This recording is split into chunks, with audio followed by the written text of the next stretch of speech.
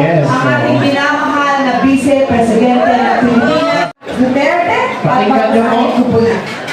Pakinggan niyo po. Assalamualaikum. Ipinapaabot ko ang aking taus-pusong pagbati sa lahat ng miyembro at taga-suporta ng Partido Demokratiko Pilipino na nagtitipon-tipon ngayong araw na ito para sa Senatorial Candidates Proclamation Rally. Kasi ng ating mga kababayan, patuloy na nag-aangad ng isang magandang kinabukasan. Pinaabot ko ang aking pasasalamat sa inyong pagpupunyag, magbigay daan sa isang tunay at makabuluhang pagbabago. Iboto po natin sa darating na halalan ng ating mga re-electionist senators na sina Senators Bato de la Rosa at Senator Christopher Bongo. Isama na po natin sina Philip Salvador, Attorney Raul Lambino, Attorney Jesus J.B. Hinlo, at Attorney Jimmy Bondo. At syempre po, ang ating matibay na partner sa Kongreso na nasa sa gift party list, Representative Rodante Marcoleta. At si Pastor Apollo Kibuloy ng Kingdom of Jesus Christ. Maraming salamat sa inyong pagtanggap sa tawag ng serbisyo publiko sa kabila ng mga hamon at kaakibat nito. At ito po, na binasa po namin ay nanggaling po sa ating Vice Presidente. Patapos. Meron pa? Okay, yes.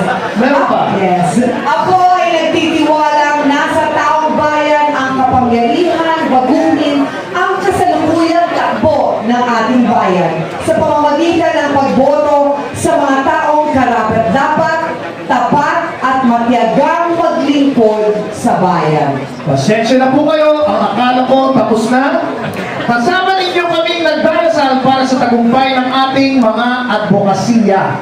Alang-alang sa kapakanan ng ating mga komunidad at kapwa Pilipino. Isang mapagpaalang araw sa inyong lahat. Ang lahat ng ito ay ating ginagawa para sa Diyos, sa bayan, at sa bawat pamilyang Pilipino. Shukran! Wala po yan sa ating Vice Presidente, Inday Sara Duterte! At inuulit ko rin ha, inuulit ko, hindi ako titigil na magpasalamat kasi kung pagod na tayo at talagang mga kayo lahat kayo, pagod na kapapala. Palapangan niyo po siya, talaga naman. And now, we would like to announce a 15-minute break kasi we are going to prepare muna for a dinner break. Yes, wala pong aalis. Sasara yung mga pinto dahil magkakaroon po tayo ng 30 minutes fireworks dito. Joke lang, joke lang. Ayun po yung ating break. 15-minute break. At pagkatapos po noon, pagdating po ng ating minamahal na former President Rodrigo Roa Duterte, we will begin the formal program. Ng 50 o isang sakong bigas na halagang 20 pesos. Kinabukasan, nakulong ako. Walang kumain. At isa pa, Ano yun? ahal ko kayo lahat. Nakakatakot ka labag si ano? Kasi sabi ko kanina yung team suka. Sabihin mo. Yung alin? Di ba? Kanina. At syempre, isa pa ang masasabi ko. Ano? Hindi baling may suka ako! Basta wala akong toyo!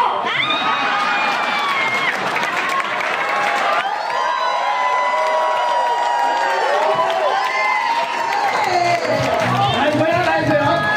Ayos ba yan? Okay. Kaya naman po, huwag po natin kalilimutan ang Team Duterte. Of course, starting off with Attorney Jimmy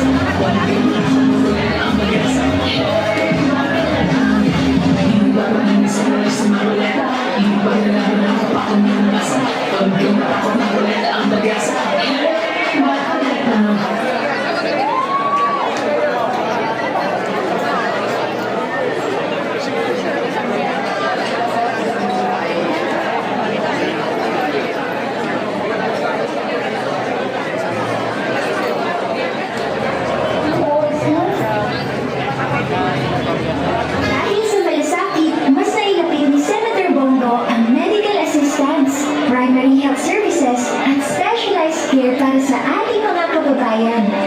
Sa malasakit, prioridad ang edukasyon para sa mas magandang kinabukasan. Samahan ka ng sports, panalo ang kabataan.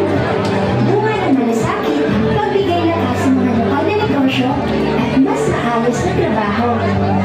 Sa malasakit, serbisyong may puso, kalina at proteksyon para sa mga OFWs nasaan man sila sa mundo. Maraming nagagawa at nararating ang malasakit. Para kay Senator Bongo, ang ating Mr. Malasakit, bisyo ang more serbisyo.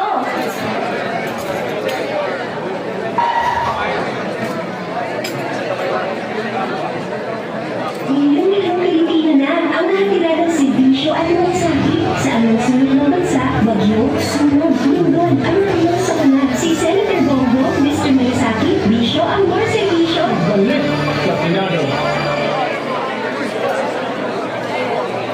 Si Pastor Apollo C. Kimbrough, pinuno ng fastest growing congregation ng Kingdom of Jesus Christ na may 7 milyon na sasabuhan sa buong mundo. Matibay sa prinsipyo at mga kaibigan may pag-ibig sa Diyos at tunay na malasakit sa bayan. Magpaglaak ng Pilipino, mahal sa Pilipinas.